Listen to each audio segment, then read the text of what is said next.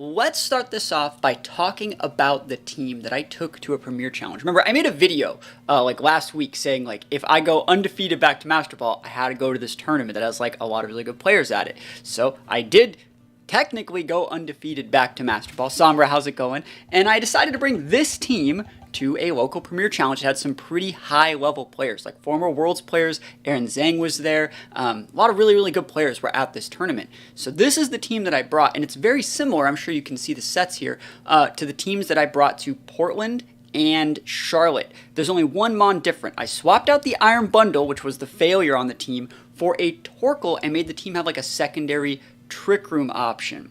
So it's a really, really cool team. And I don't know if I should do the spoilers, but I ended up going undefeated in Swiss. If I show you guys, it's a really small tournament, right? But there were some high-level players here. I ended up going undefeated in Swiss. I'm so sorry for the pixelization, but yeah, I'm the only undefeated.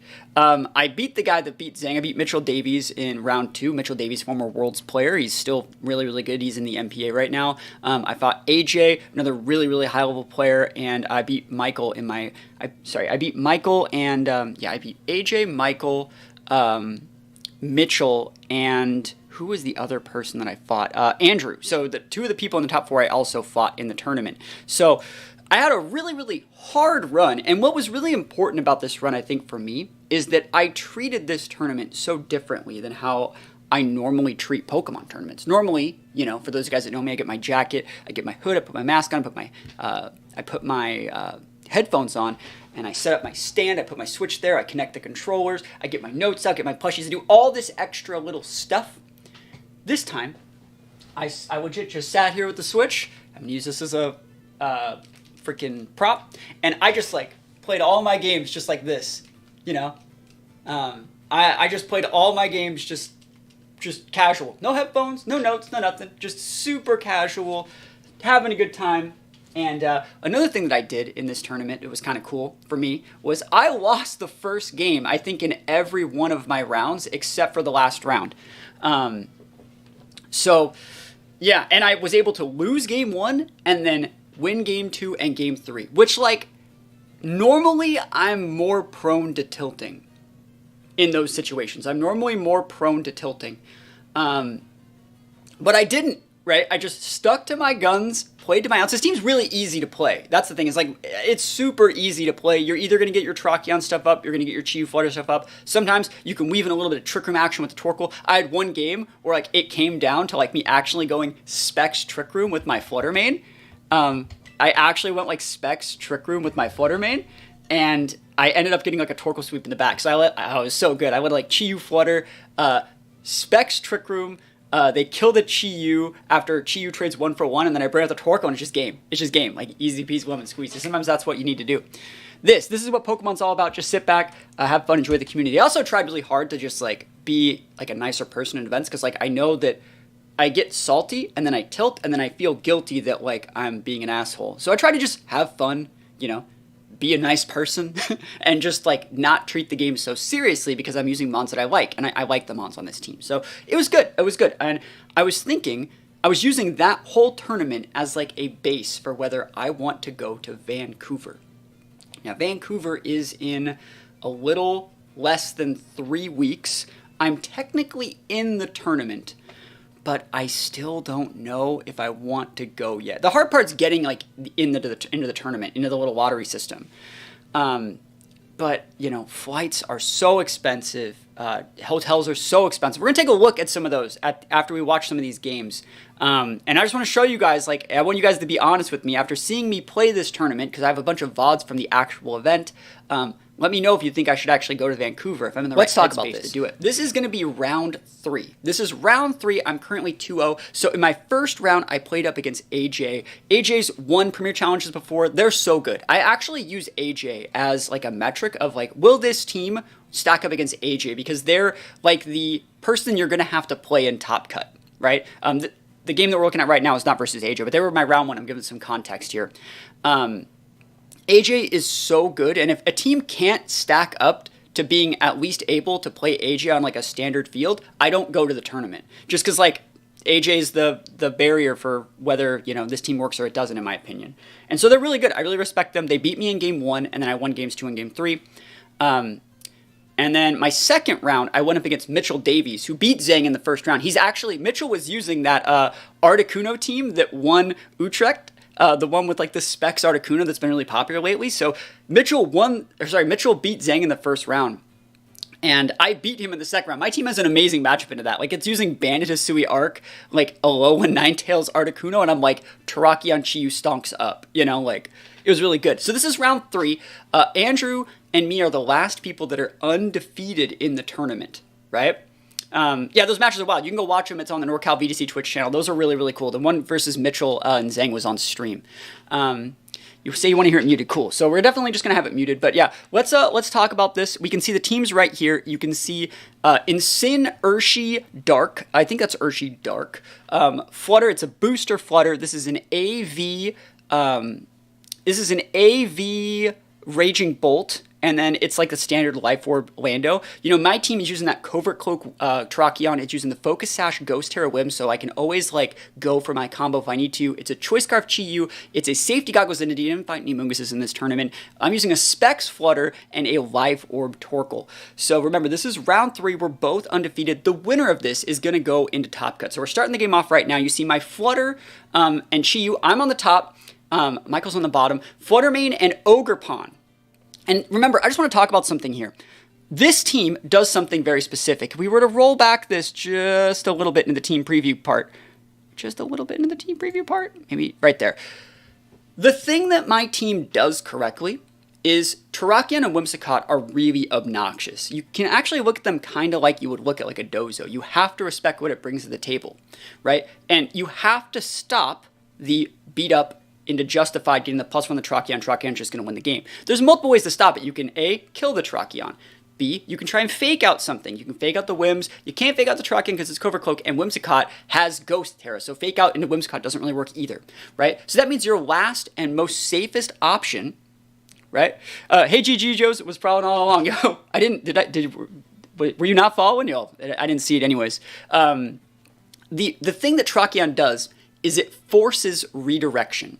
It forces it, and it can't be like a Rage Powder redirection because you're redirecting the beat up. Whimsicott's a grass type, right? So you have to bring Follow Me, and what's the most popular Follow Me user in the format? Waterpon. Waterpon also has a pretty decent matchup into Terrakion. So what this team does is just by Terrakion existing on the team, you know for a fact they're gonna have to bring Waterpon like every single time, right? Otherwise, they just lose the Terrakion. Unless they have like other solid options, like you're gonna see Zheng like really kind of mess me up later because like you're gonna see why. But most people, they have to bring Waterpon, and our team does a really good job about punishing people that lead Waterpon. So let's go into this one. Started off. Remember, I led Chi-Yu and something versus Waterpon Flutter, and there's gonna be a few things that you want to test the waters with. Let's just go. How far do we have to go into the game? I'll just wait. I'll wait. We'll go into it. Mahimi, thank you for stopping by. I appreciate it. Yeah, I think that like Chi-Yu Flutter, because we're also using like a Scarf Chi-Yu, even if they lead with like booster speed Flutter and go for like an Icy Wind into us, we don't necessarily, there's no way to like know how bulky, how fast, how slow their Ogerpon is. And since we're at the start of the set, I kind of want to test the waters. I don't know if their Ogerpon's faster than my Chi-Yu. I think a lot of Ogerpons are meant to outspeed Urshifu, but they might not be meant to outspeed Chi-Yu. I still think they should be meant to outspeed Landorus. But, you know, it is what it is. Because basically, we can soak this Icy Wind on our Chi-Yu and then still do what we want to do. So right now, they're thinking about what they want to do. They're going for the Icy Wind. They're going for the Ivy Coach on the Chi-Yu. That's absolutely fine. We're trading here. I really like this trade situation that we're setting up here. And Chi-Yu Flutter is good for so many reasons. If I led Chi-Yu Flutter and they led like Ogerpon Lando, I could like Ruinate Dazzling Gleam, take out their Waterpon even if they did go Terra, right? That's kind of what we're setting up here. I love this. It's really cool to hear your thoughts without you having to play real time. It is, right? I already did everything, right? So they stick the Icy Wind and we're fine. Like, you can go for the attack into either of these with your Waterpon. It doesn't really matter because one of these is going to stick hard. So you stick the double speed drop, right? And Chi-Yu, because we were Scarfed, we still outspeed, stick a ton of damage. We actually get the burn on the Waterpon. It's not important. It doesn't matter. Because the Ivy Cudgel still OHKOs our Chi-Yu, because we're just a full Scarf set, right? So the burn didn't matter, like at all. You're going to see why in just a sec. It would have been nice to keep Chi-Yu around, but realistically, it doesn't matter. This is a Specs D-Gleam from a modest full special attack Flutter. It's enough to get the KO even without the Chi-Yu Shred, right? So we forced that lead. That was like the best lead that they could have done. If it was like a more passive Pokemon than Flutter, like a Lando or something else, they would have lost even more, and I would have still had the Chi-Yu, right? So they led perfectly into that, but they led exactly what we wanted them to lead based off what our Terrakion says our team does. So we're in a great spot here, right? We're in a great, great, great spot here. And I'm hoping that they don't have the Raging Bolt, but like we'll see. You know, I went for a 1-for-2 trade. Yes, I used Terra, and yes, they still have Terra, but you know, it's kind of hard to say what's going to happen here. And so I'm the one that's actually thinking right now. I'm thinking like, do I want to bring out Terrakion Soak? I'm thinking if I want to Soak a Intimidate on my Terrakion. Good job using that lead to sweep there and put him on the back. But you're right, you know, that's a Terrakion Master. I try, right? So this is where things start going bad for me. Those are the perfect last two. They brought the exact right 4 mons for this first game. Now, they have Wisp on this Incin. They have Fake Out. I'm thinking they're going to Fake Out my Flutter Mane, right? I'm thinking this man will Fake Out my Flutter Mane because you can, and then do something with your Terrakion. Now, I think their set was like a standard AV set with like Thunderbolt. They had Thunderbolt over E-Web. They had Thunderbolt, Thunderclap, Dragon Pulse, and Snarl. And so the reason why I wanted to bring Terrakion here was just to say you can't go Snarl, right? Yeah, we saw their set right there. I think they had Snarl. But they're going Terra. I think they're going Fairy Terra on their Bolt, right? Because they don't want to take the damage from Sacred Sword or super effective damage from the Flutter Mane's flying attacks. And yeah, like I could have played this better. I could have played the latter half of this game because I still have a whole other Pokemon. I go for the Helping Hand in the Incin trying to block the Fake Out. They didn't Fake Out. I'm walked into D-Gleam here. I'm thinking, you know, like what else should I have done here? You know, like what would you have done in this situation if you were me and you saw this board? Would you have just doubled into Incin with like Sacred Sword? Because if they do Fake Out my Flutter and they Thunderclap my Flutter is within range for another Thunderclap. So it's like, I'm trying to think what I could have done differently here. Also, that Incin, I'm just letting you know why I didn't click Sacred Sword into Incin. Upper Hand is okay, I think, because it would stop the Fake Out. They have Ghost Terra Incin. If I just overcommit into that slot, maybe I still should have Sacred Sworded it, because like they didn't Terra it anyways. But, you know, I really wanted to stop the Fake Out. I think they're playing things really well. It's very bulky Incin as a Citrus Berry. It's Ghost Terra. So they stick a Thunderbolt, right? Tons of damage. I'm potentially within range of Thunderclap now. And then they Wisp my Terrakion with their Incin. And I'm like, oh my god, I just threw. Like, I had the win. I think I had the win. I probably should have just pivoted out my Flutter, right? Pivoted out my Flutter for Whims. I have a Sash Whims. Protected Terrakion.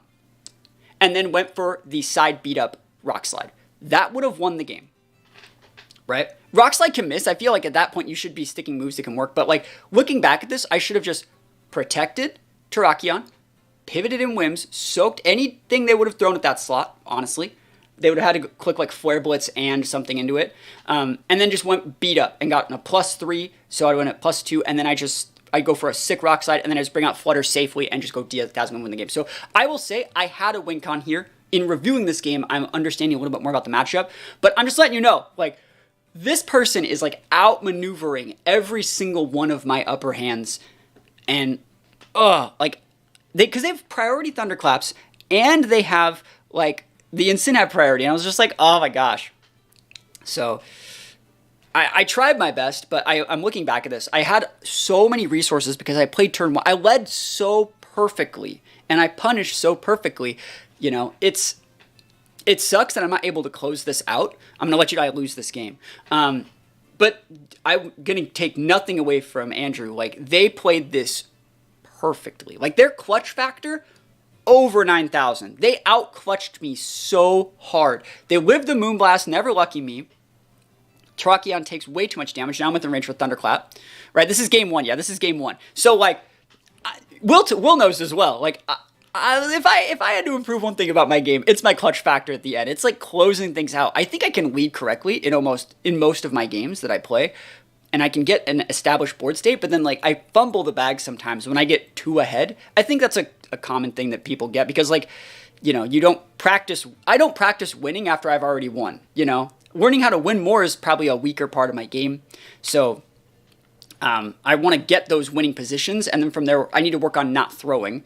But hey, you know, shout outs to Andrew. They played this perfectly, right? They played this perfectly, and because I won game one, because I won the leads in game one, now they know what I want to do. So it's going to make game two so much harder. I go for the Encore here, which is also not the right play, because what it's going to do is, even if they, don't matter what they clicked, it's pulling up their move into that, see, it's pulling up the Thunderbolt in the priority because they clicked Thunderclap. And I was just thinking, like, maybe they clicked, like, Snarl or something like that, and it wouldn't be able to break, because they probably wanted to, I thought they might go, like, Snarl into, like, Thunderclap, because Snarl would break the Whims, and then, you see what I mean.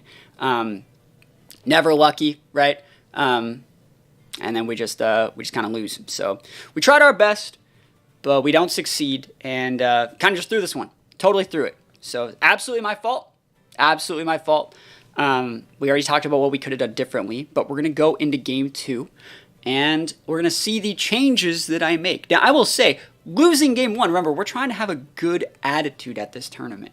I just threw. People are watching. I'm embarrassed, right? Right? I'm embarrassed. I threw this. Like, I'm hearing people be like, bro, come on, in, like, the background. Just barely, because they're standing, like, right behind me. But they're watching on the stream.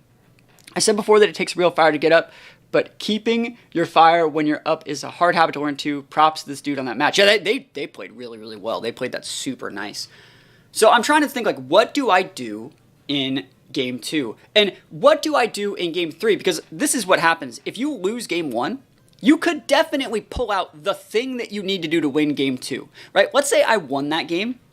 You know, I know what I need to do to win another one, you know. It's obviously Indity, right? So that's, Indity would stop the fake outs. It would, none of the upper hand, no more shenanigans, no more reading priority or priority. You're all single target damage. You're all priority. If I just bring Indity, I win. Now, I could bust the Indity out now.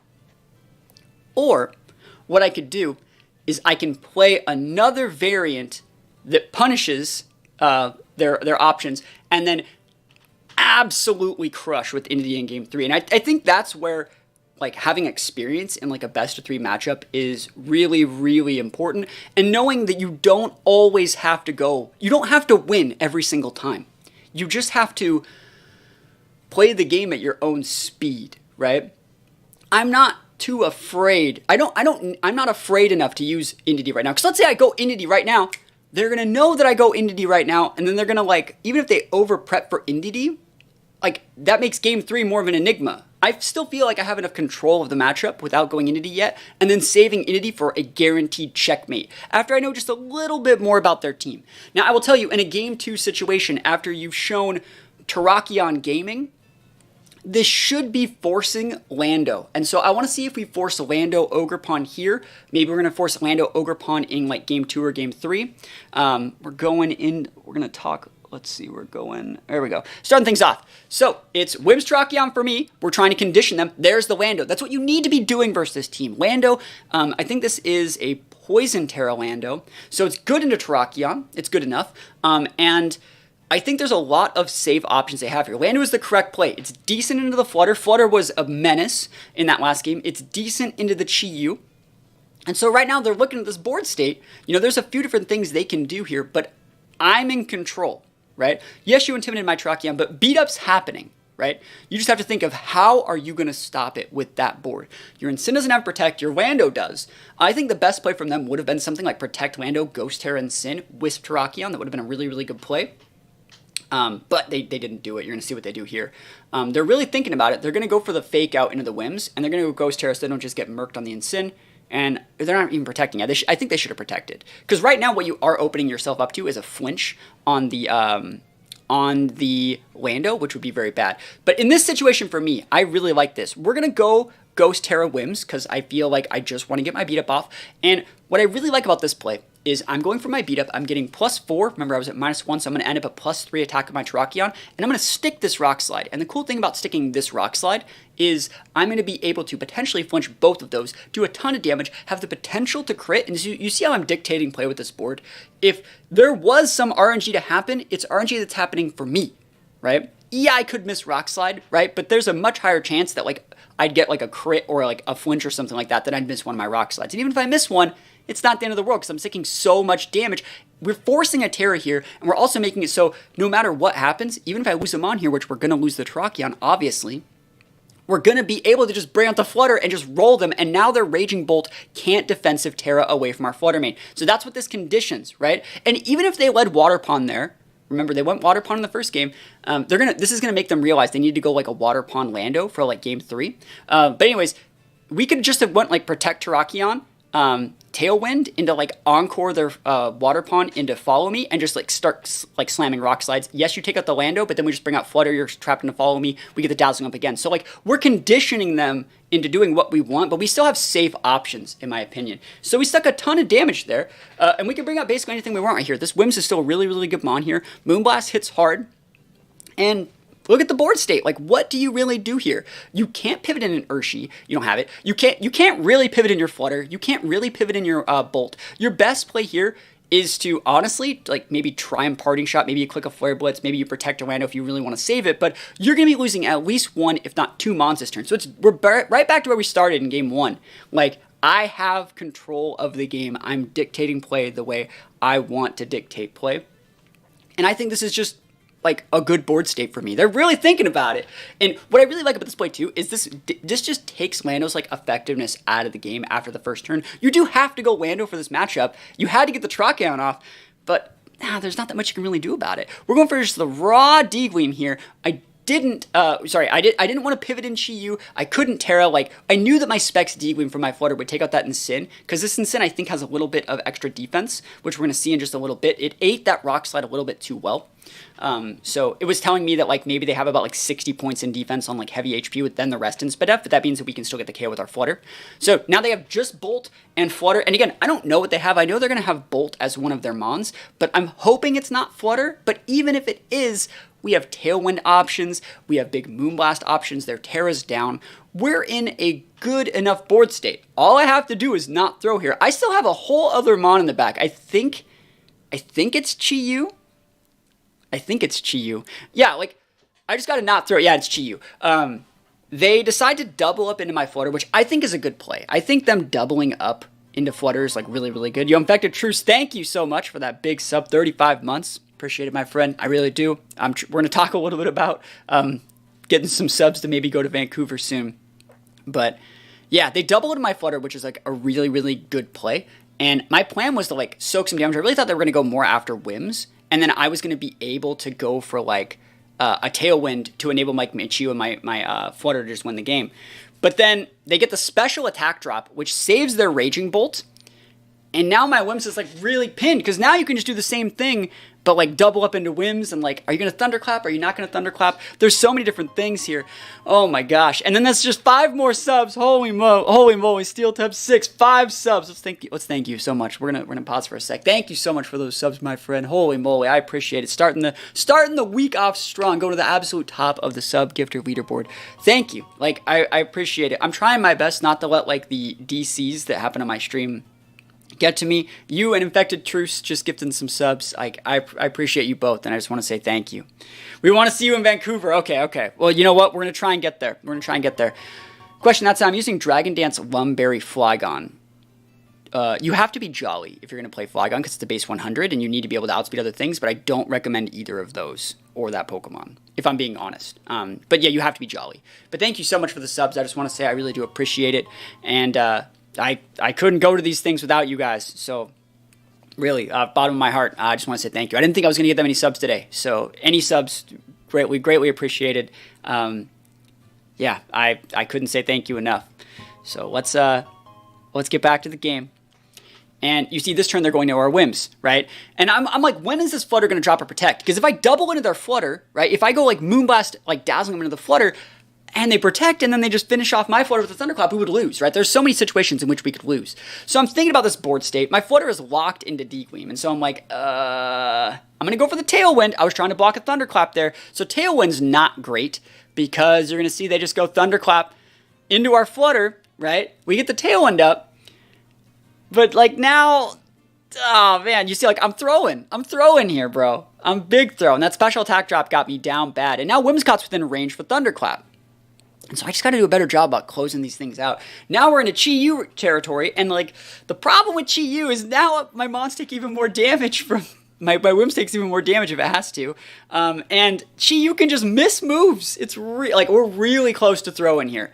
We're like a crit away from getting thrown here, or like a special attack drop from like that Flutter, because that Flutter still, it normally would outspeed Wims, but you know, it doesn't because we got the tailwind up. So yeah, we're thinking about what we want to do here, and it's all up to Chi-Yu. That sub war the other day was fun. It was. You're absolute champion of the sub wars.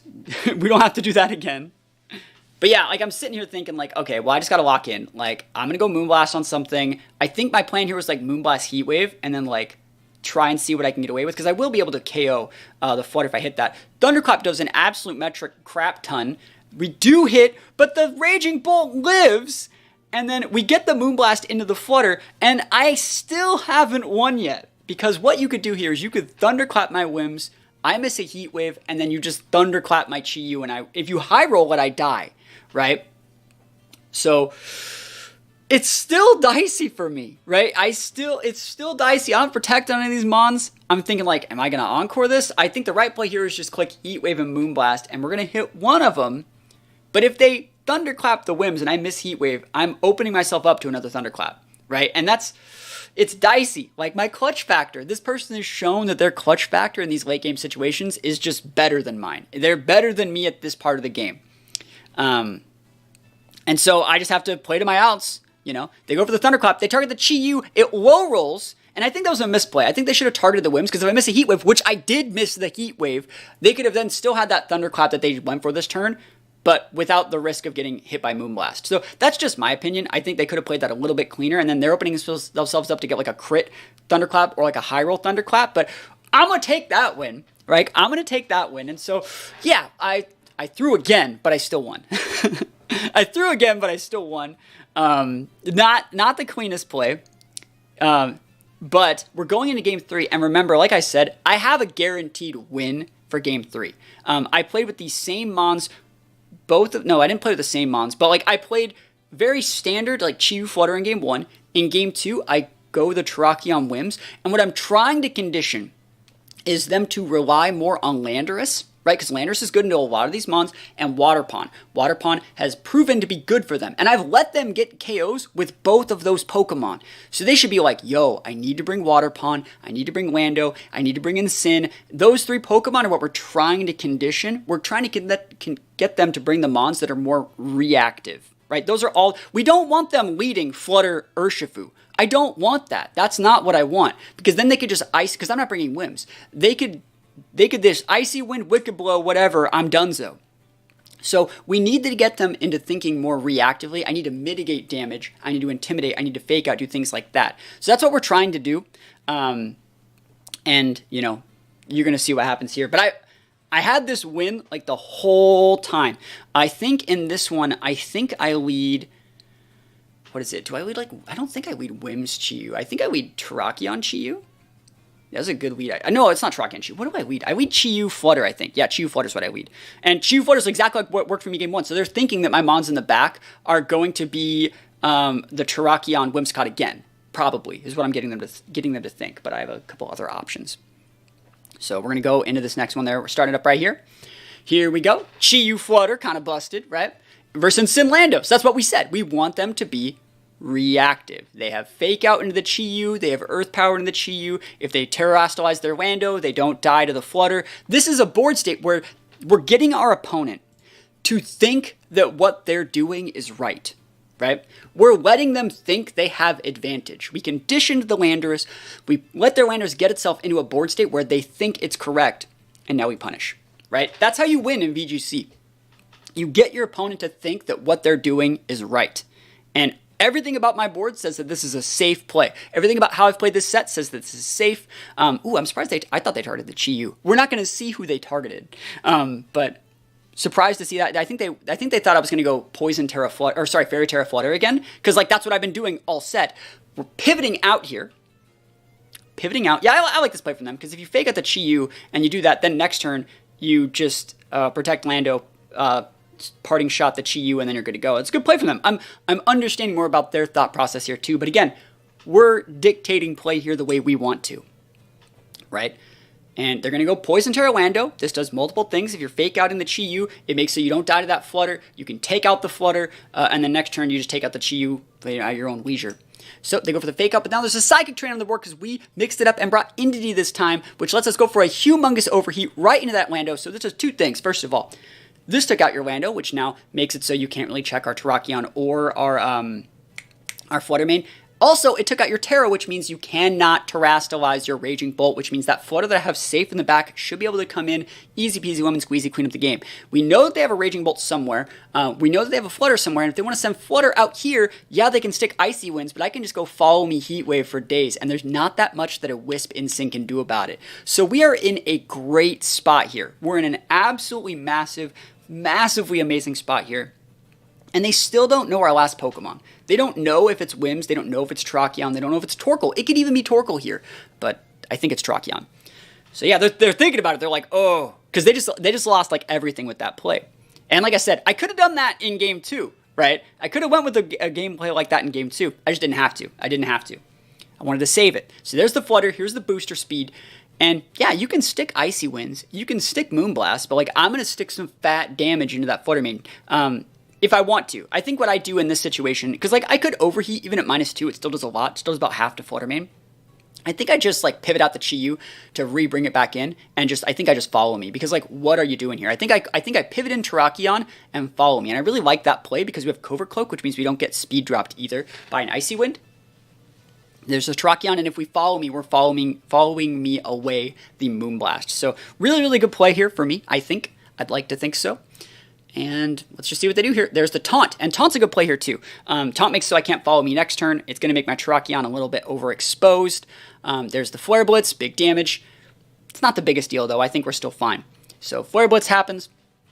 And I wish I could still taunt things, or not taunt things, still Follow Me things, but you know, it is what it is. I think my entity's only attack here is Dazzling Gleam, and I'm really thinking like, there's 2 or 3 things I could do here. The fact that Flutter's going to outspeed everything means there's not really a reason for me to try and do anything, you know, crazy with it. I'm really thinking if I should just protect my Terrakion, go for like 1 Dazzle, and then like next turn Terrastalize Terrakion and kind of just wait out a couple of these turns.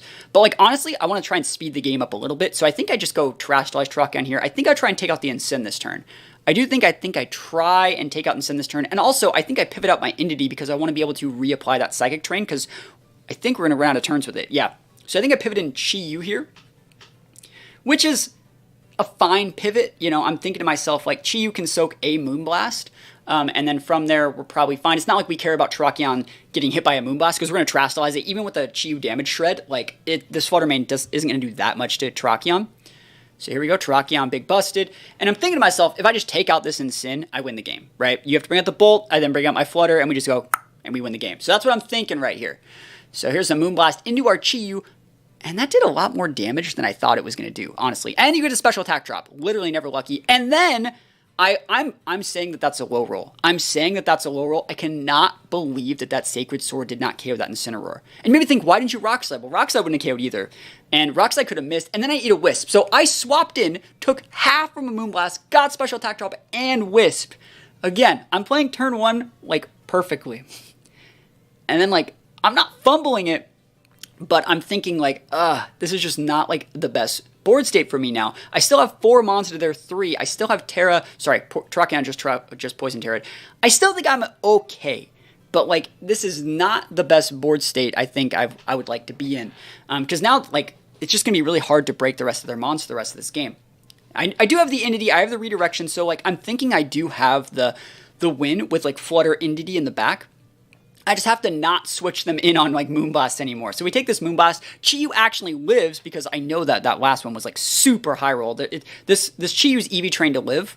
So, you know, that's fine. We stick a little bit of damage there. Not the most, but hey, we're doing our absolute best in this situation. We actually, like, they go for a parting shot, which I actually think is kind of good for me because now they get to bring out their, now they get to bring out their Raging Bolt, but like, if they get a KO on something, we get to bring out our Flutter or our Entity, and we're just in a really good spot here. So they have to bring in the Raging Bolt here. The Incin being that low doesn't matter because we're going to be able to retake away its terrain and reapply the terrain in a couple turns anyways. So, yep, Terrakion's taken out by its burn in a couple turns. And honestly, like, this is not like an amazing board state for us, but I think if we can just get the Flutter in correctly, we should be okay. So they're thinking about what they want to do here. They can't Thunderclap us. They can Dragon Pulse, they can Thunderbolt. There's a lot of good options they have here. I really like using the Terrakion against teams like this, even if we don't bring the Wims, because like it disincentivizes those Snarls. You see like a lot of people that like to play Bolt, they really like to lean on that Snarl. And you can't lean on Snarl against the Terrakion guy. That Justify proc would be significant. So they're thinking about what they want to do here. I think I just go for some standard damage. I think that, yeah, it's a good play to just double and achieve here because it would redirect your attack into the Terrakion. So great play from them. Nice double targeting. I'm going to get to stick some damage here. I think I'm going for like a Rock Slide flinch just to maybe try and keep Terrakion alive for a little bit. Yo, Sega gifting a sub as well. Appreciate you, my friend. Appreciate you. And big damage. You crit me with the Thunderbolt. Crit Thunderbolt. Literally never lucky. Literally never lucky. The weirdness dissipates, which means now it's going to be Thunderclap City, but we do have a Flutter Mane entity in the back. So we go for Flutter Mane here. We go for the Flutter Mane here, and I still think I'm in a good enough board state. I still think I can do what I want to do in this matchup. I'm thinking like, okay, all I need to do is stick the damage into their Flutter Mane and I win. You can go for a Moonblast. You can do whatever you want. You shouldn't be able to double up into my Flutter and get the win. So I think that this is where I just close it out. I think I just pivot in the entity. Dazzling Gleam takes out their Flutter, chunks their Raging Bolt, and then I just win the game. Because the fact they can't Terra, like, we're safe here. I don't remember if I pivot an entity or if I... Do I upper hand that that'd be kind of cool. I'm trying to think what I do here. How's it going? It's going good. Yo, it's going good. We put out the Terrakion for the entity. Yeah, that's fine with me. Like, it's absolutely okay. Because I know they're Icy Winding, right? So it doesn't matter. They have to Icy Wind. They're not even going to Moonblast. They need to Icy Wind to break the Terrakion so they don't get flinched, right? Right? That was the reason why I did that play? Yeah, there it is. So Icy Wind. We're not going to eat the special attack drop. I think they could have Moonblasted the Flutter there, but like, hey, you know, they got a lot of special attack drops already, but speed drops aren't really going to do anything. We're going to be able to take out their Flutter because, again, their Flutter's physically defensive, not specially defensive. And we're just going to be able to take that thing out. And now you saw how much damage you did to the Raging Bolt. You can stick a Thunderbolt as long as you don't crit para me. We're good to go. You don't crit, you don't para. You have to bring out this low HP and Sin, and then I just go follow me. You can't Thunderclap because there is a terrain on the board, Dazzling Gleam, and I'm going to get the win. So I won the first turn in all 3 games, right? And, you know, I threw in game 1. I threw in game 2 and still won. And then I didn't throw in this one, and I had it solved the whole time. So we did it. But it was really close. Like, it was a close set. And I feel like I played really well. I feel like Booster Flutter AV Bolt is a hard matchup. It's just a really hard matchup. And, you know, we're doing what we need to do to win. There it is. Big D-Gleam taking that out. And what won us that game is the fact that their Bolt wasn't able to Terra. Right? It wasn't able to lose its weakness to Fairy typing. So, like, Flutter Mane was able to come in, like, hot and go for, like, a big 2-shot D-Gleam. So, really, really good stuff. I'm happy I won that one. Entity was the call the whole time, and I'm happy that I was patient enough and confident enough in my own play that I could save it until like the latter half of the game. So that was my round 3. Let's pause this right here. Let's take a sec. What do you guys think about that? Like, remember, so that made me go 3-0, right? That made me go to 3-0, and then from there, I win my last round against this guy. So I played this guy off stream already. My 4th round was against this same player, and I beat them 2-0. It was the only game in the whole tournament where I won 2-0. All my other wins were 1-2, where I lost the first one and then 1-2. And what I did against this guy in both of the games was in game 1, I led Entity Flutter, and I just went like follow me, like melt with D-Gleams. And then like I went Trick Room with Entity in the mid game when I lost my Flutter, and then I brought out Torkoal and won. And then in one of the games I ended up Trick Room with Flutter. One of the games I ended up Trick Rooming with Indeedee, and then both games like Torkoal just closed it out, right? So like it was a really, really good set, but what I knew was if I was playing this guy in the last round, I'd have to play them in top. So I wanted to win in like an unconventional way, which is like saying like, hey, this is a Trick Room team. It's Trick Room. See how I'm Trick Rooming you? Like you need to bring your things that are good into Trick Room. Don't bring your Dango. Don't bring your Dango. That's not good against Torkoal and Trick Room. So that's what I was trying to condition. But we're playing now in Top Cut, and you can see they have Tornadus, Shenpao, King Gambit, Urshi. It's a banded Urshi Dark, Water Pawn, and Dango. So similar to the last round that we just watched, this is going to condition our opponent into bringing Water Pawn, right? We know that Water Pawn's important. Speed control from Torn is important. It's going to enable that Urshifu to do stuff. Dango is the actual winner of this matchup because it's a Water Terra Dango, but they don't know that it's like the mon they need to be bringing. So let's go into this one. I'm just saying for you guys, like they should have definitely been going like Dango Water Pawn but they're not. And, you know, it's hard to see. Dango Water Pawn's good into the Flutter. It's good into the Terrakion. It's not good into the Chi-Yu, but the Water Pawn is good into the Chi-Yu. And you just protect your Dango, Terastallize your Water Pawn, hit the Chi-Yu, you're in a good spot. So they could have played this probably a little bit better. They could have made it a little bit harder for me to do what I want. But at the same time, I know that that's their best option, so like I'm not just going to let it happen, right? So we're going to go into this one. We're going to start the game up in any second.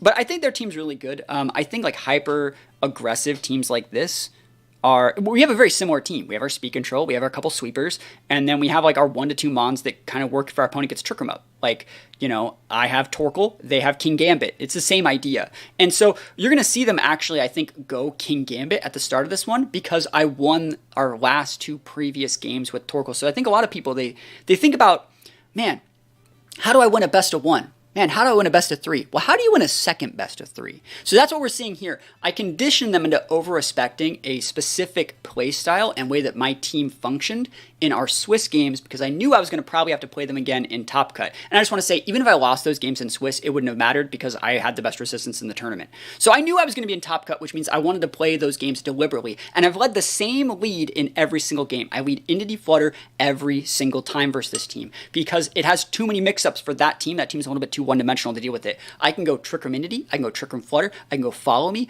I can go pivot in, I can pivot in Torkoal Trick Room. Like, I have so many options here against a board like this. So they lead Shenpao Gambit, which is better leads than they've led the past 2 times. The past 2 times they led various forms of Water Pawn and Torn trying to go for Tailwinds, which is fine. And, you know, that's why we Trick Roomed them. So we just go Follow Me here. They do have Ice Spinner on the Shenpao, but, like, if I am able to just soak an Ice Spinner and, like, a Kowtow Cleave and just reply back with, like, a massive D-Gleam, and then I just bring out Chi-Yu, like, that's game, right? So, you know what I mean? Like, well, it's what I want, right? So it's absolutely fine. And I will say, I think I brought Chi-Yu Torkoal. So if I would have seen a Tornadus lead here, I would have just Trick Roomed with one of these mons. I probably would have went, like, Terastallize, Indity, Trick Roomed there, and then just brought out Torkoal to win the game. If I saw, like a Tailwind option or something, if they would, like, Shenpao Torn, that's probably what I would have done. Anyways, we just bring the Chi-Yu out here. Chi-Yu's faster than the Shenpao, who's at 1. And I'm gonna unmute this. We're gonna listen to Zach. Hitting the field. Hopefully it's not too loud. This is a Choice Scarf Chi-Yu, not a Chi-Yu set we see terribly often, but it is going to be able to output huge amounts of damage. The likes of the Heat Wave would just clear the field, of course. King Gambit would not like to take that, and of course Shenpao. You can see our opponents thinking. Handle that attack very well as well. So King Gambit might have to. They're thinking I'm going to Terastallize my Chi-Yu to lose my Dark typing and gain the fire. Ruin boosted Flutter Mane.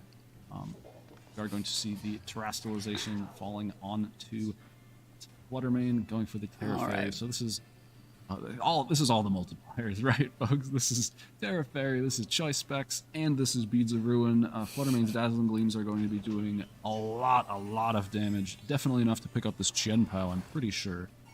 Plus your bets in Twitch chat whether or not this Dazzling Gleam would KO this 1 health Flutter Mane. We'll all see together. Now watch this. The more important well, listen. Gambit can stomach these hits. Shenpao going for a little bit of a damage on the way out with a Sucker Punch. Knows it's not long for this world. Though a Heat Wave is going to miss. Heat Wave is going to miss both, actually. So Heat Wave giveth and Heat Wave taketh away. Did you guys hear me scream? Taken away. Did you guys hear it? I just double missed Heat Wave. We still get the double KO because Flutter's busted, right? But I'm like, no! I'm like the other side of the venue and you hear me scream. You know? Oh my gosh.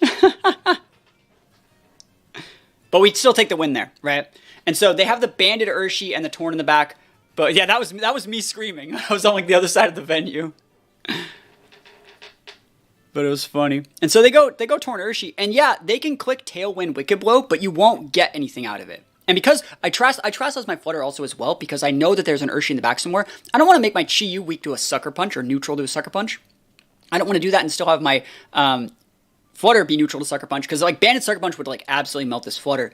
And so I think they just click like Bleak Wind and Wicked Blow, like hoping that I'm pivoting, right, to avoid the Sucker, which like I don't think that what they did is wrong, right? I don't. I think when you're that behind, going like Tailwind Wicked Blow into 1 means you just get heat waved, because then I just bring out what I have in the back. There's still a Mon in the back, right? So I like their play, because then you can still Tailwind at your leisure, and if I fumble the back there, you were in a good spot. So we are able to take that one. And yeah, I'm like, okay, I really don't want to see this Dango. We're going into the next game. I know that it's probably going to come, because like now they've tried everything. The first few games we played in Swiss, they went like various forms of Torn, Water Pond. This time they busted out the Gambit and the Urshifu. I think honestly the Urshifu is the weak link on their team versus mine. Bandit Urshifu is just too rigid, right? We can always trade Tailwinds, and every one of my Mons that deals damage to Urshifu outspeeds it, right? Terrakion's great into Urshifu, Chi-Yu, Flutter, they're all good into Urshifu. So, like, even if you get Tailwind up, I can just match you and still win. So it's like, I think they should not be using Urshifu in this matchup. I think it should be going more like Water Pond, Dango with, like, Torn Shempao or, like, Gambit Shempao. Like, that's kind of what I would be doing in this matchup. But, we're going into game 2. We're going into game 2 here. And we're just going to wait because, team preview is going to go pretty fast. But yeah, Dango is dicey because it is a Metal Coat Dango with Protect, Nasty Plot, Shadow Ball, Make It Rain. And it has Water Terra, which is a good Dango Terra. It's not as common anymore. I think a lot of people like to go Fairy or double dip that Steel. But it makes it hard for my team to kind of break the Dango in that situation. But the good thing about that is we have solid options. If you want to lead with like Water Pond Dango or Torn Dango, which we're going to see them lead here, we have amazing options into Torn Dango, which we're going to see in just a sec. So yeah, Torn Dango is still really good, but it makes it so like Dango is good into Flutter and it's good into Terrakion, but it's really bad into Chi-Yu. Both of its moves, both of its stab moves, Shadow Ball and Make It Rain, are resisted by Chi-Yu. And yeah, even if you Terra, like Chi-Yu doesn't really Terra, so Chi-Yu has a good matchup into that. I don't want to use my Chi-Yu early and swap in on those moves, but I definitely can. And so we're waiting for the game to start here. But again, Dango would make the game a lot harder, right? Because like that last game was pretty free. And let's see what they go here. And I know that they go Dango. I'm just trying to like get into it, have a filler time here. Because he's waiting, he's thinking here. And it's hard to say, like, it's hard to speed this thing up and go right into the right part of the game here. But yeah, I think that, there's my Entity Flutter. I've led the exact same lead every single time versus team. And they go Dango Torn. And another thing I want to talk about, similar to the Urshifu, if I trade Tailwinds with you, I still win, right? My Mons are faster than yours. Even my Chi-Yu's faster than your Shempao too. It's like, I don't think there's a situation in which like Tailwind is ever actually like the right play for this team, because I have so many ways to... this guy does not know that my Flutter's not booster speed. He doesn't actually know. I've never shown Torkoal and Flutter on the board at the same time. So there's no way for him to know that like he actually has advantage here. He's going to go Water Terra. He's going to be respecting my Ghost Terra. And you can see I'm playing this matchup very similar to how I played the last one, right? I'm trying to go for that like clutch game ender play here. But if we force their Terra, right? If we force their Terra early, they can't defensive Terra something else, and they can't offensive Terra something else. So like by forcing this Dango to Terra here, it means that they're not going to be able to double dip Dark on their Bandit Urshi. Their King Gambit, it's not going to be able to go Fairy. It's going to take super effective Heat Wave damage. There's so many options for me to win now after we have taken away their ability to play defensively, right? So we're finding ways to play defensively that forces our opponent to waste resources. And that's like the whole point of this. Like it's the exact kind of same thing that I did in the last set. You get your opponent to basically show their full hand, and then this isn't doing anything. I think they went Tailwind and Make It Rain, right? And so we Trick Room them on that turn, and we bring in a Scarf Mon, but they Tailwinded, right? So it's like now we're in an amazing spot. Like look at this. They're like, oh crap, I still need a Rain Dance because they need to enable their Bleak Winds, and they're thinking about pivoting, but you can't pivot. You can't pivot in either of those on an NDD, right? That's the thing. You can't. You're -1, your Terra's down, you got the reverse set of speed control up, right? We're just in a really good spot. Again, it's not an amazing spot, but like I would say that we're winning, right? So yep, they go for the Rain Dance, and I actually thought about pivoting in my Torkoal, reading the Protect, but I want to get the Torn off the board before I bring in Torkoal. I do have Torkoal in the back. So they go for the Protect. Deagling Chunks, considering they have no special attack investment on this entity, that's a lot from the Chi-Yu damage shred. We almost take out the Torn, and now Torn is within range for the Dazzle Gleam. Again, my thoughts here are, now I know for a fact, because if that was your turn, the fact you didn't switch the Dango up means you have to have Urshi Shenpao, or at least Urshi. I think if you would have had Gambit, you would have pivoted that in, right? So you would have like Rain Danced and pivoted in Gambit that turn for sure. So that means it means they have to have Urshi, which means I can just stick with this Indeedee on the board all game. We go for a big Dark Pulse, big damage. Now that thing just gets KO'd by Torque whenever I feel like it. They go for a nasty plot, because what were they going to do at -1? And now, like, I don't really care what the rest of the mons they have in the back are. You can bring out Shenpao. It's still a Trick Room. You can bring out Urshi. I think they're trying to bring out the Shenpao to like Ice Spinner with my terrain, and then maybe go for like, I don't know, a Sucker Punch KO my Urshi, my Chi or something. That's probably a pretty good play. But they're looking at stuff. There's only one more turn on their Tailwind, so there's nothing wrong with them dropping a Double Protect here. I really thought about like pivoting in my Torkoal, reading that Double Protect, and just rolling them with like the last 2 turns of TR. But I don't think I need to. I don't know if, do I do that? Am I that good? There's no reason to for me. Like, I'm absolutely fine just letting Indeedee chunk these fools with a D-Gleam. Yeah, I think I just leave the Chiyu in here, because I think I actually need the Chiyu Beats of Ruin to KO that Dango with a Dazzling. I think I'm just going to let that happen.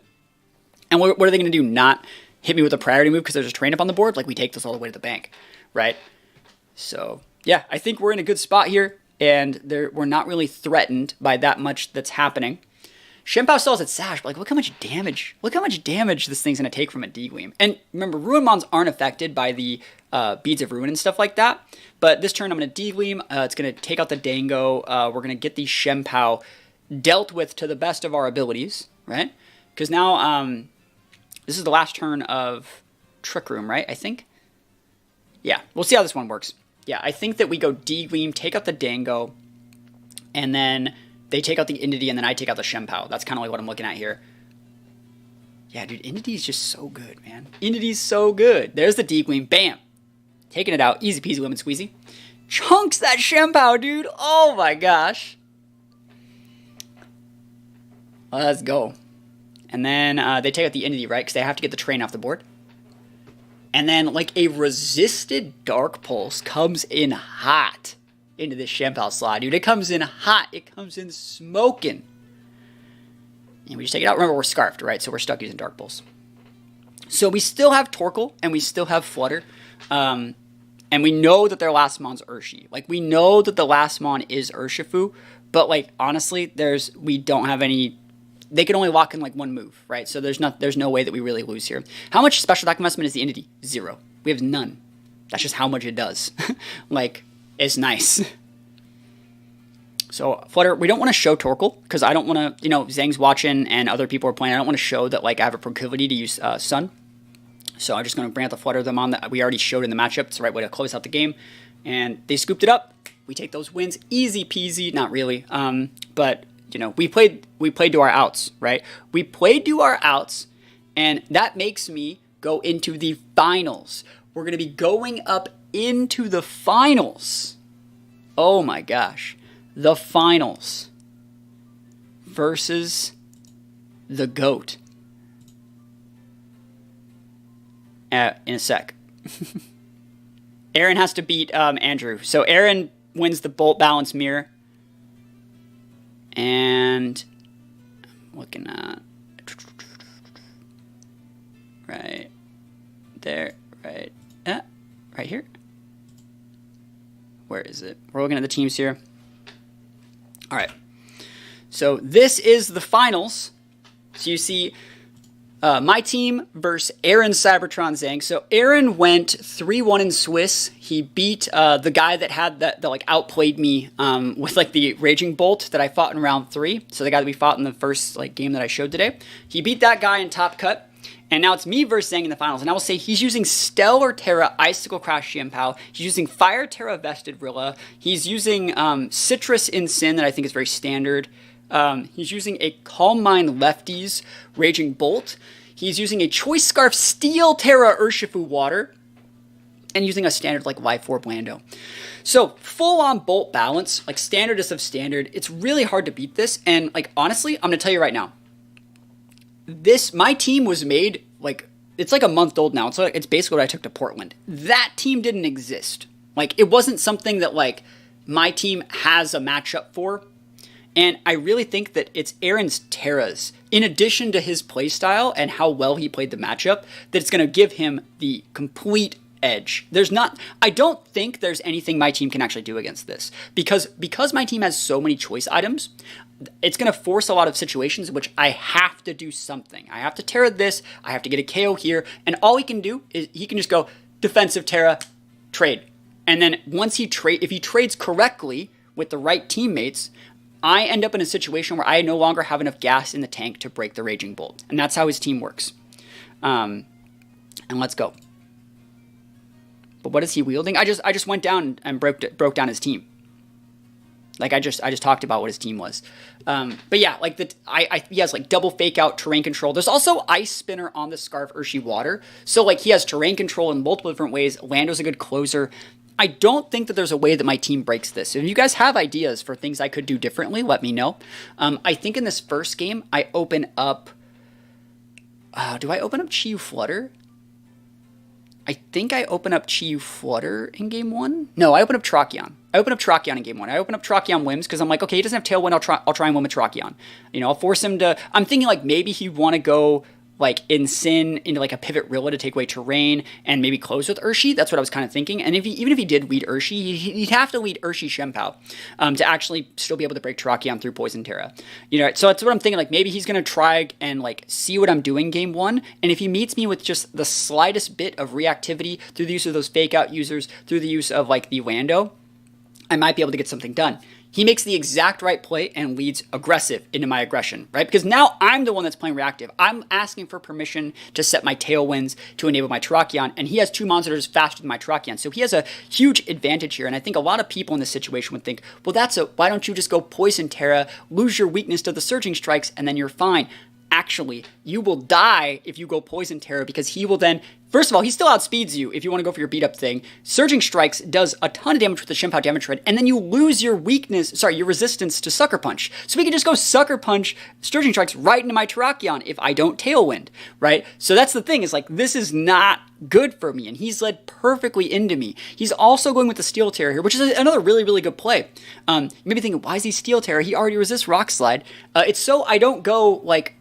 you know, pivot out Tracheon, use it as bait, and then Moonblast him with my Whims. Because if I took out that Urshi, I would win the game. I'd win the game with just Chi-Yu and Flutter, basically. So he's playing this, like, absolutely perfectly. If we're creating little situations in which we win the game, like, you know, 6 out of 10 times, he's finding the 1, 2, 3, 4 little options that, like, say, no, you don't. No, you don't. We're making him get like the exact like right play out of every single flowchart situation, and we're still trying to get flinches. Like we're trying our best. I think that what I went for in this game was if I go Tailwind and I go Rock Slide, yes, I can flinch, but also I can clock the Shempao Sash I can take away its Sash, and then I can bring out something like Flutter to close up, depending on what they do, right?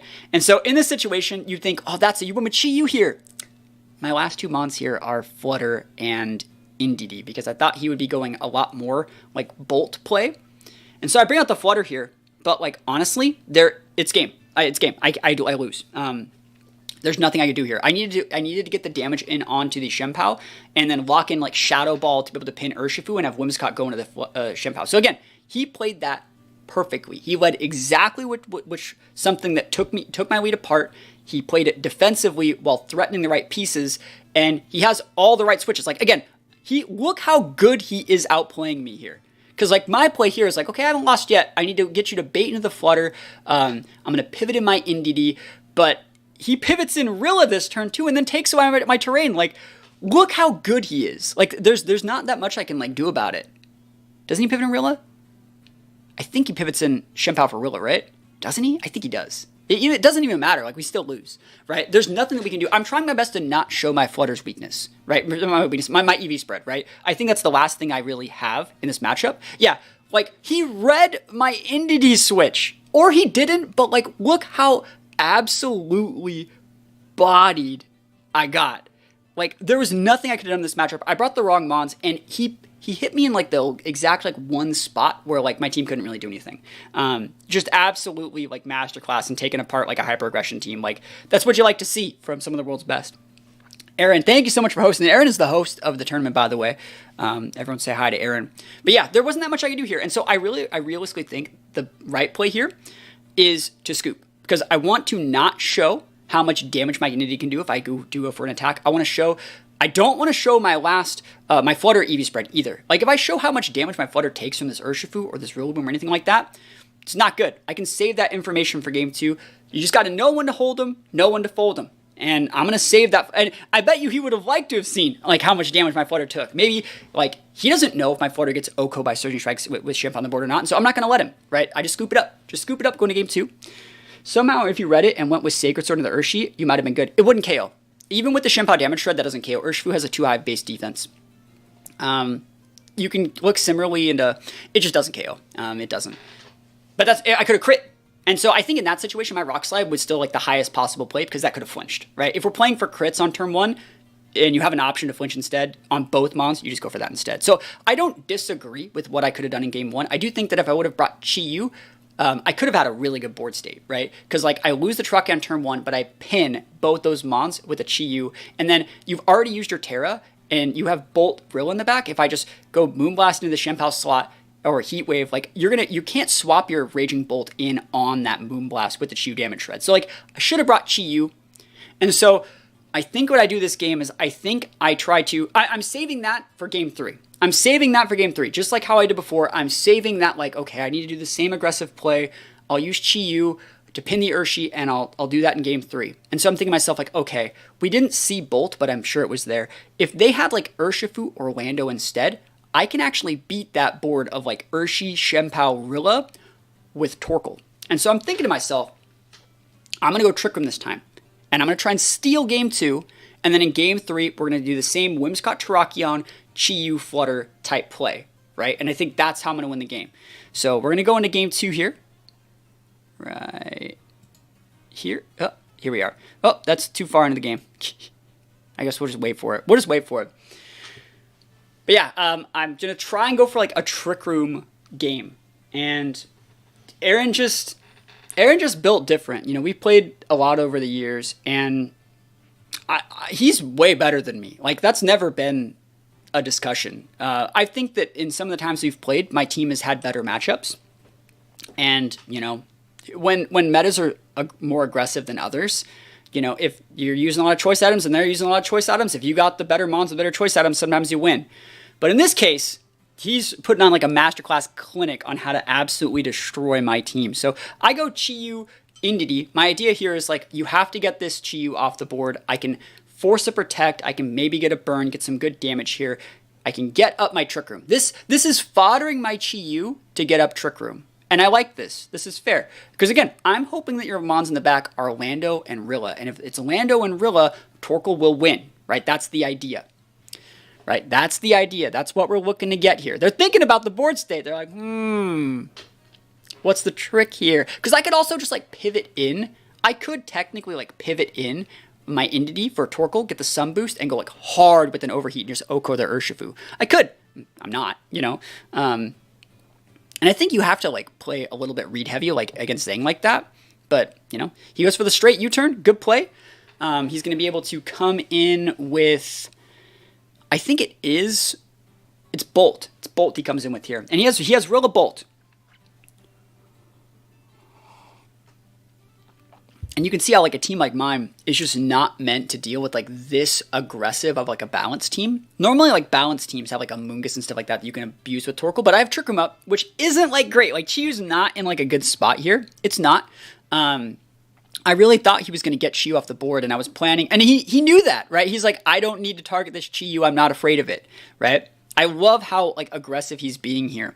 And you can see, I'm not just folding over here either. We pivot out. I know he's going to be Sacred Sorting, so I pivot in my Flutter, and I'm thinking to myself, like, okay, like, we're trying our best here. We need to break that Shemp Sash. Like, I block the Sacred Sword. Like, I'm not just folding over either. I need to save this Indity to be able to re-terrain versus the Rillaboom in the later half of this game if I want my Torkoal to actually sweep correctly. They get a Calm Mind up, which is not great. We block the Sacred Sword. You could have went into the Chi-Yu. It wouldn't have mattered because then we would have still got Torkoal on the board. And if you do get Torkoal on the board, this Aaron's set on this Raging Bolt is Thunderclap, Calm Mind, Protect, Dragon Pulse. So you actually can't really do anything to Flutter. So this is a good play for me all around. You either KO the Chi-Yu and I get Flutter for free, or you don't KO the Chi-Yu and Flutter's just there for free. So it's a good play. But at this point, like realistically, there's not that much that I can honestly do about this. Like look at this like play that he makes. This is a Calm Mind boosted. Yeah, and I'm trying to condition him to protect here. I'm trying to get him to wait up my Trick Room turns, and I think he doesn't take the bait in the way that I want him to, because I think I pivot in my Torkoal here and take out the Shenpao, which is not enough. Yeah. And so I'm trying to read a protect and get the Torkoal already on the board. I think Chi-Yu, at this point, I'm trying to like maybe use Chi-Yu at the latter half of the game once Trick Room's over. That's my thought process going into this. And we boost everyone's Photosynthesis, special attack boosted Photo, but also special attack boosted Bolt. And look at this. Look at this never lucky board state here. So here we go. It does protect. So I'm playing this correctly, right? I'm taking every single liberty, right? I pivot in the Flutter Block the Sacred Sword. I read the Protect, pivot in the Torkoal. Like, I'm making the aggressive plays you need to do to beat a player like this. I'm playing very read heavy right now. And I got a KO. You know, I didn't get bodied just like I did in the last one. But remember, he has a Calm Mind boost. And so I'm looking at this board state here. And I'm like, okay, what is the win con here? I'm looking at the board state. I'm like, what is the win con here? That Bolt is an absolute demon. It's at +1 Spadef. And I'm like, if you would hammer me, do I die? That's the question. Do I die from a wood hammer into my Flutter? That's the question. And the answer may surprise you. But we'll see what happens here. And so also, he hasn't Terralastalized yet. And so I'm thinking, like, I can force the Rilla Terra, or I can force the Bolt Terra. So we're pivoting out Flutter just to regain board control. You may think, that's it, you should have just protected your Torkoal this turn. You're probably not wrong. So Entity comes in. And we're going to see what Terra's here. Look how much damage this Eruption does. I want you to just look how much damage this Eruption does. We're not Terrastalizing, but, like, this is pretty underwhelming damage for, like, Sun-boosted, Life Orb-boosted Eruption. Yeah, was that a follow? Thank you. Thank you for the follow. Appreciate it. So there's the Eruption. Look at this. Nothing. Nothing. Literal nothing. What am I doing with this Flutter? You know? Nothing. So D-Pulse. We get Torkoaled. And then, yeah. And then we lose the Entity too. Right? So, literal never luck. It did nothing. Yeah. And so, like, I could have played more patiently and protected my Torkoal, lost the Entity, and then brought in my Flutter. But, like, we're going to see something funny here, too. I'm actually really surprised by this. So, Bolt comes back, or not Bolt, Flutter comes back in. But that's basically game. He got us. And he played that so well. You know, like, I want to give him all the credit. I tried absolutely my best to, like, steal every possible free turn that I could, and he just never let me get anything. My team can't pivot that well. It's very one-dimensional. But, like, look at this. I still think I have shots here. There's, like, one turn off the Trick Room. If I get, like, a double KO here, maybe a crit or something, there's still some good stuff here. Look how disgusting this turn looks. Look at this. There's no terrain. Like, he's probably thinking, like, I could just pivot this Rilla. And he's like, nah, I'd win. He's literally saying, like, nah, I'd win. This is, like, stupid. Stupid. He's thinking about it. I'm glad that he's thinking about it. Oh, my gosh. Yeah. So I'm thinking if I don't lose both my Mons this turn, I have shots. You can't Thunderclap, right? You have to Dragon Pulse. Look at this, though. Dragon Pulse, straight up. Oko's my Chi-Yu. Never lucky. And I'm like, damn, dude, never lucky. And then even better, Woodhammer outside of terrain. Just straight Oko's my Flutter, dude. And I'm like, oh. I'm not using a sweeper Flutter either. It's actually kind of bulky. And I'm just like, he's like, nah, I'd win, dude. He's just like, nah, I'd win. So, yeah, what could I do in that matchup? In matchups where, like, even without terrain, like I can't like 1v1 that rill with my flutter, and like my flutter is my team's win condition. Like I just don't think that there's like that much that I could realistically do in some of those board states, right? I think that he just had the matchup. He didn't let me get in, and I could have played game 3 a little bit more if I got to a game 3 with like the more Chi-Yu tailwind aspect. But I just think that like if he has that level of like Oko on Armand's, like there's no way that I can trade effectively with that team.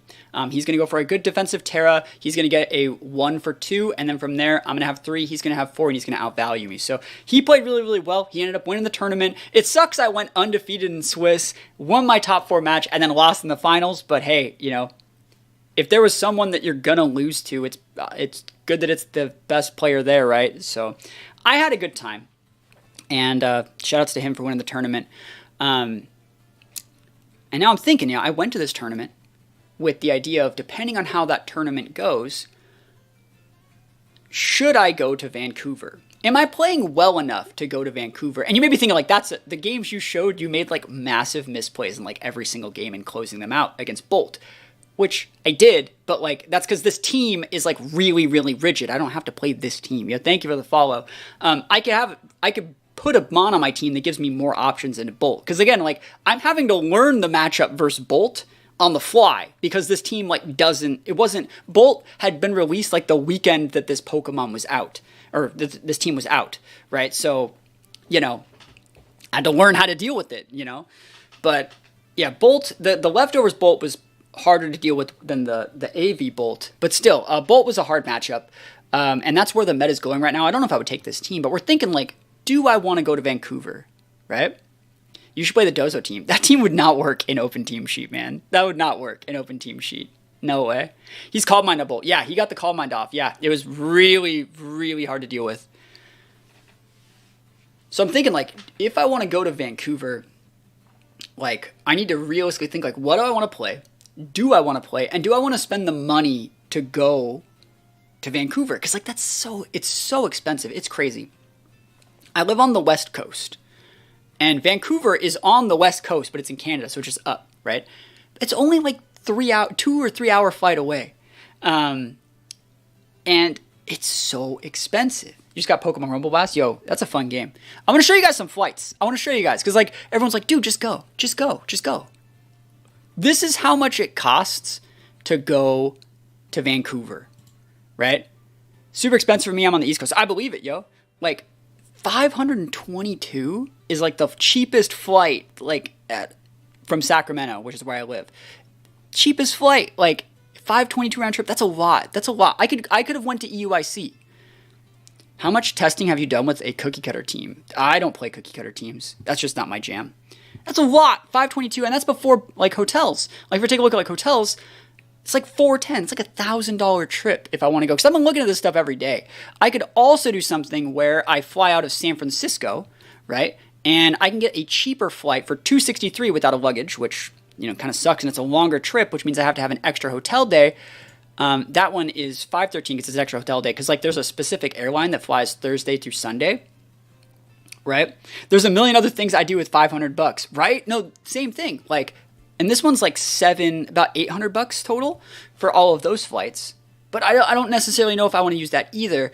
And then from there, I'd still have to like, you know, Uber to the place and lift around. The last option is a Greyhound, right? And Greyhound is actually $200, right? So we'd click like this one, and we'd click like, you know, this one, and it's like it's $188.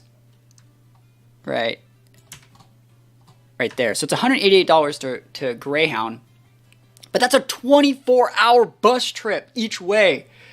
Like, oh my gosh. And I get in at 11 o'clock at night.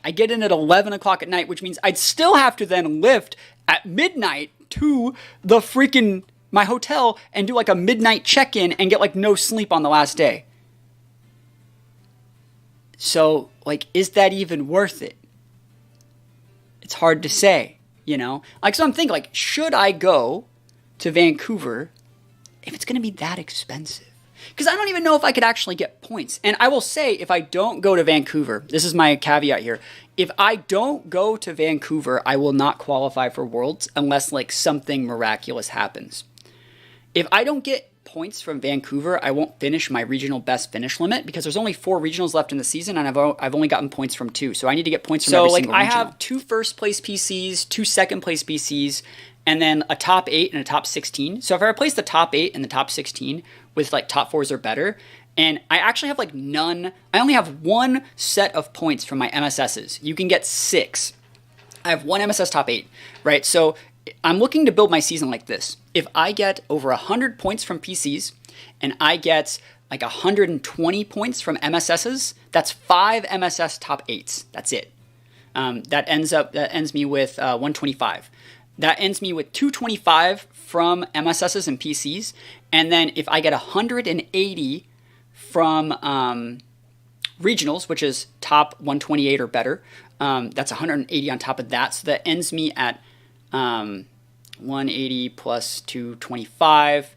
It's 405, and then I just need a top 128 at nationals, and then I get my Worlds invite. And that's not factoring for I can get more points from MSSs. I can technically get more points from PCs. There's the global challenges that can weave in. I probably got 5 points from the last global challenge, even though I didn't play that many games.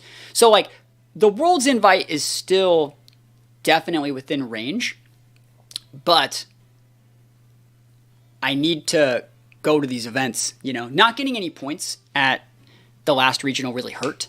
It just sucks that that's how tiebreakers work. But I think I could do well. So yeah, it's hard to say. These are the tournaments. So my season started right here, right? I got points here, I got points here, and then I missed points here. It's my fault. I missed points. I didn't do well enough. You can get points from 6 regionals, which means I have 1, 2, 3, 4. I have to go to all of them if I want to get points from those regionals. And remember, you need 500 points to qualify for Worlds, right? So I still, if I need the points, like I need to go, like, so if I want the Worlds invite, and like I guess I could, you know, if you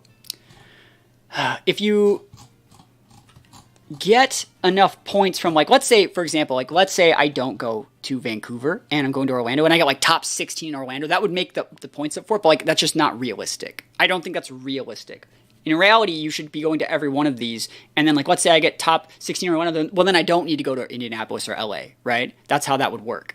I'm still planning on going to NAIC as well, because right now I have about 200 points. I have about 200 points. So like Premier Challenges, like I said, I have like 2 first places and 2 second places and a couple of like these down here.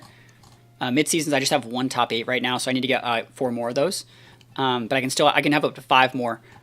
Global Challenges, I didn't do that hot because I didn't really play. And then regionals, right? So like 50 points. We love you, bro. You give all your time to this. It's only right you get some of that love back. Well, I appreciate you. I'm passionate about doing this. So 30 points is top 256 if they hit their kickers, right? But if I were to get like top 32 at 1, that would make it so I only need points from 5 because I'm only planning on getting 30, and if I double it and go to 1, I can do 2 birds and 1 stone.